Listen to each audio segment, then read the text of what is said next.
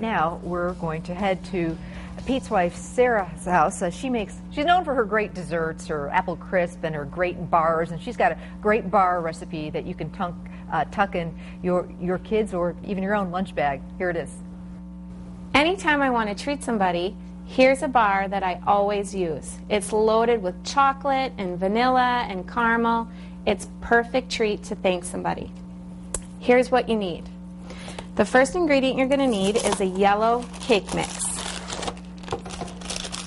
And usually you want to look for the cake mix that has 1 cup of pudding in it. And you want to make sure you use the yellow. You need a large bowl, big spoon, because a lot is going into this first part of it. Next you need 1/3 cup oil, which I already have here. And then you need 2 eggs, which I need to grab. 2 medium eggs is fine. If you have large, that works good too. So we need 2 eggs. No shells. Okay. And then what you want to do with that is incorporate the eggs and the oil in the cake mix till you get kind of a doughy. It's going to look a little dry, but that's okay. Just keep working it. Next, you're going to add 2 cups or 1 12-ounce package of semi-sweet chocolate chips, 1 cup vanilla chips, and then 1 cup toffee chips. I take the easy route and buy the already crushed up toffee chips, but you can do the candy bars, and you would probably do 3 candy bars. And you dump those in. And now you take your big spoon and try and get it all mixed up. It's kind of lumpy. Make sure you have clean hands. Next, what you want to do is you want to take a 9x13 pan, and you're going to want to put foil in it, just because at the end it makes it easier.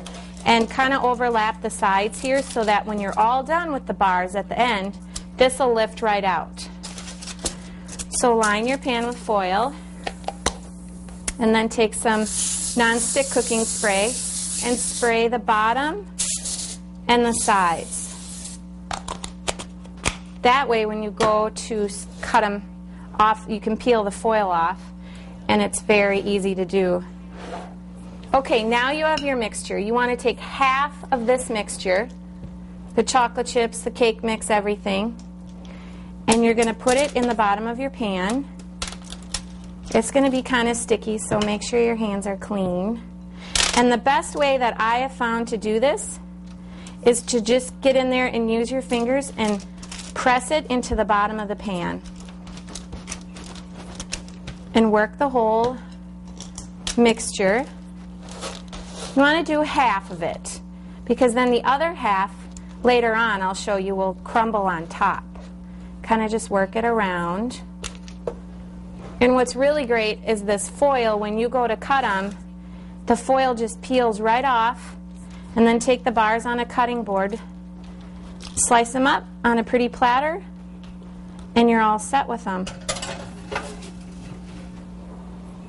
Okay, so while your crust is baking for 10 minutes, put your timer on. Our next step is, in this bowl, you'll need caramels, 34 caramels, and you're going to have to unwrap them all. So I've already done that, and I have them in my pan. You'll need a heavy bottom saucepan, medium size. Then what you're going to need is 1 stick of butter. And put that in your pan. Turn your oven or your stovetop on to medium-high. And then in this can I have 14-ounce can of sweetened condensed milk. Do not use evaporated. The sweetened condensed. And that goes in. Usually while your crust is baking, you have all those caramels to unwrap. So it's a good time filler while your crust is in there for 10 minutes. So we go ahead and put this in.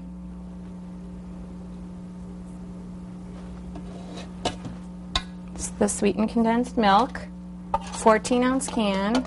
Scrape it all down. Now, you do not want to put this on the stove and walk away. There's nothing worse than burnt caramel.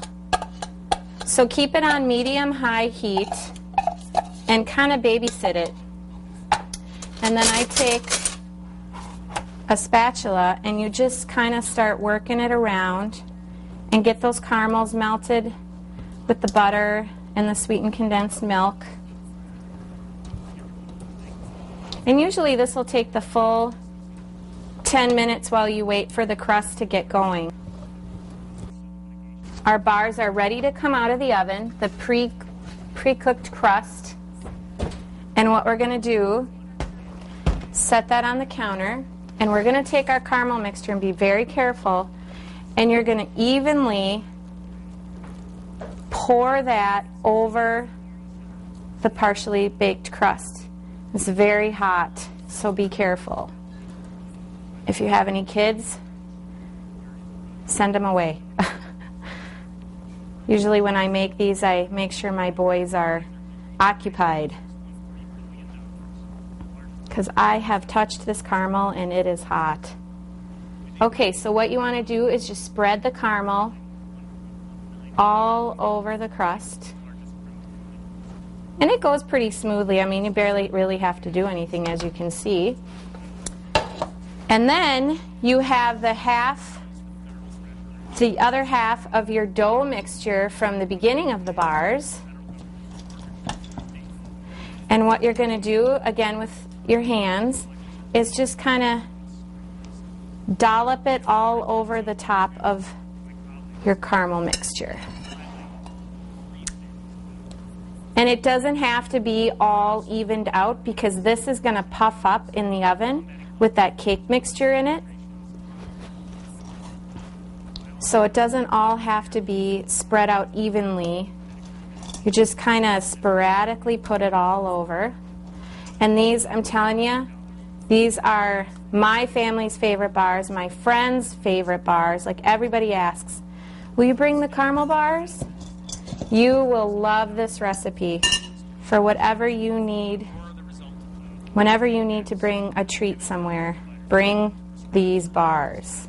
They are a hit. Loaded with all kinds of chips, vanilla chips, chocolate chips, toffee chips, caramel. What could be better? Okay, so now see, you just kind of spread it all, or dollop it all over. And after you do that, you're going to take this and back into the oven, your 350-degree oven, and this will go for 25 minutes until the top is puffed and golden brown. Finally, we're all done with our chocolate caramel toffee bars, and these are just the perfect bar for anything you need to say thank you for. Look how thick and gooey, and look at all those layers. You have the cake layer on the bottom, the caramel in the middle, and then the cake and chip layer on the top. And they go great with a glass of milk. I hope you enjoy them as much as we do.